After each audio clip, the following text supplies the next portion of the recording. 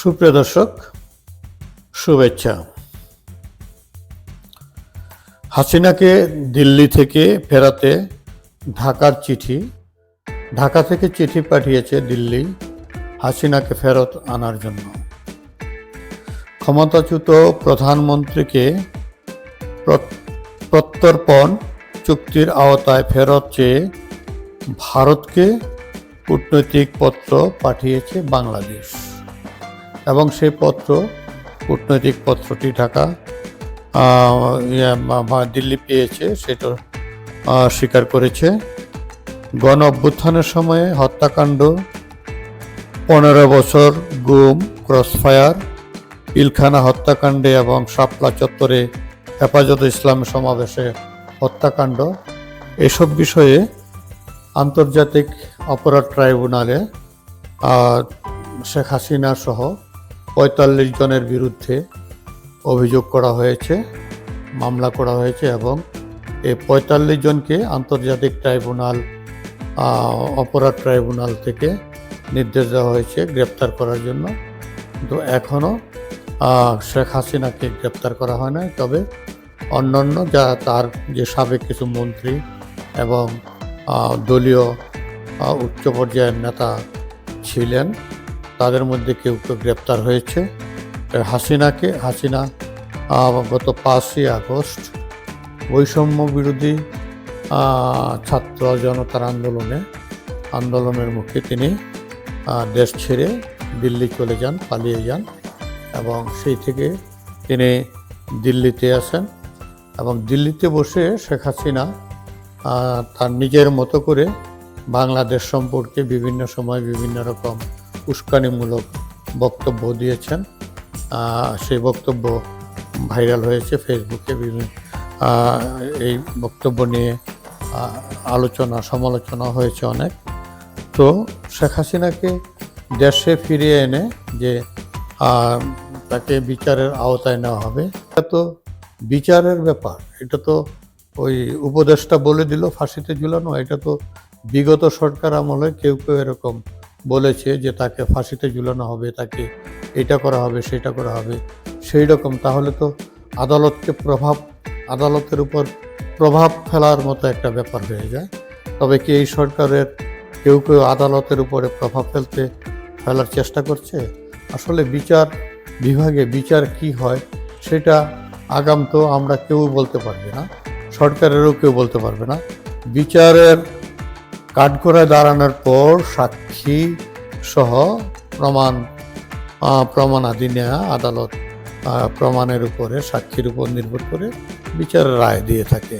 সেই হিসাবে শেখ হাসিনা সহ আরও যারা তার সাথে আছে, দুর্নীতিবাজ এবং হত্যার অভিযোগ আছে যাদের বিরুদ্ধে, তাদের বিচার হবে।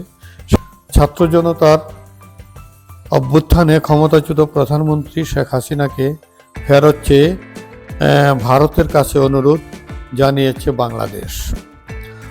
প্রত্যর্পণ চুক্তির আওতায় সাবেক প্রধানমন্ত্রীকে ফেরত চেয়ে বাংলাদেশের পক্ষ থেকে কূটনৈতিক পত্র পাঠানো হয়েছে। গত 5 আগস্ট ছাত্র জনতার অভ্যুত্থানের মুখে তিনি দেশ ছেড়ে ভারতে পালিয়ে যান। গণহত্যা ও মানবতা বিরোধী অপরাধের মামলার আসামি শেখ হাসিনাকে দেশে ফিরিয়ে আনতে আন্তর্জাতিক অপরাধ ট্রাইব্যুনালের চিফ প্রসিকিউটরের পক্ষ থেকে সরকারকে ব্যবস্থা নিতে বলা হয়েছিল। চিফ প্রসিকিউটর মোহাম্মদ তাজুল ইসলাম গত রোববার সাংবাদিকদের বলেন, সরকারের কাছে আমরা তথ্যাদি প্রেরণ করেছি। সরকার আনুষ্ঠানিকভাবে ভারতের কাছ থেকে কখন কিভাবে শেখ হাসিনাকে চাইবে বা ইতিমধ্যে চেয়েছে কিনা এটা সরকার বলতে পারবে। সেটা চিফ প্রসিকিউটরের বক্তব্য। এটা এখানে প্রথম আলো বলেছেন, আন্তর্জাতিক অপরাধ ট্রাইব্যুনালে শেখ হাসিনার বিরুদ্ধে জুলাই গণ অভ্যুত্থানের সময়ে হত্যাকাণ্ড, গত 15 বছরে গুম, ক্রসফায়ার, পিলখানা হত্যাকাণ্ড এবং মতিঝিলের শাপলা চত্বরে হেফাজত ইসলামের সমাবেশে হত্যাকাণ্ড, এসব মানবতা বিরোধী অপরাধের অভিযোগ এসেছে। শেখ হাসিনা ছাড়াও তার মন্ত্রিসভার সদস্য বিভিন্ন বাহিনীর প্রধানসহ অনেকের বিরুদ্ধে মামলা চলমান। একটি মামলায় শেখ হাসিনার বিরুদ্ধে এবং আরেকটি মামলায় তার পরিবারের সদস্য আওয়ামী লীগ নেতা সহ ৪৫ জনের বিরুদ্ধে গ্রেপ্তারি পরোয়ানা জারি করেছে ট্রাইব্যুনাল। দর্শক, এই ট্রাইব্যুনাল আরও আগেই গ্রেপ্তারি পরোয়ানা আরও ১-১.৫ মাস আগেই গ্রেপ্তারি পরোয়ানা জারি করেছে, কিন্তু শেখ হাসিনাকে গ্রেপ্তার করা হয়নি, গ্রেপ্তার করতে পারেনি। এবং শেখ হাসিনা ভারতে যাওয়ার পর থেকে সেখানে বসে বিভিন্ন রাজনৈতিক বিবৃতি দেওয়ার কারণে বাংলাদেশ সরকারের পক্ষ থেকে একাধিকবার দিল্লির কাছে সরকারের অসন্তোষের কথা জানানো হয়েছে। দিল্লিকে জানানো হয়েছে যে শেখ হাসিনা যেভাবে বিবৃতি দিচ্ছে দিল্লি বসে, এগুলো থামানোর জন্য এবং ডক্টর মোহাম্মদ ইউনূস অন্তর্বর্তী সরকারের প্রধান, তিনি বলেছেন শেখ হাসিনাকে অনুরোধ করেছেন তাকে চুপ থাকার জন্য, তিনি যেন কোনো কথাবার্তা না বলেন এই সমস্ত বিষয়ে বা রাজনীতির বিষয়ে, কিন্তু সেটা শোনেনি। চলতি মাসে ভারতের পররাষ্ট্র সচিব বিক্রম মিশ্র ঢাকা সফরে সময় শেখ হাসিনাকে নিয়ে আলোচনা হলে ভারতের পক্ষ থেকে বলা হয় ভারতে শেখ হাসিনার উপস্থিতি দুই দেশের সম্পর্কে কোনো প্রভাব ফেলবে না।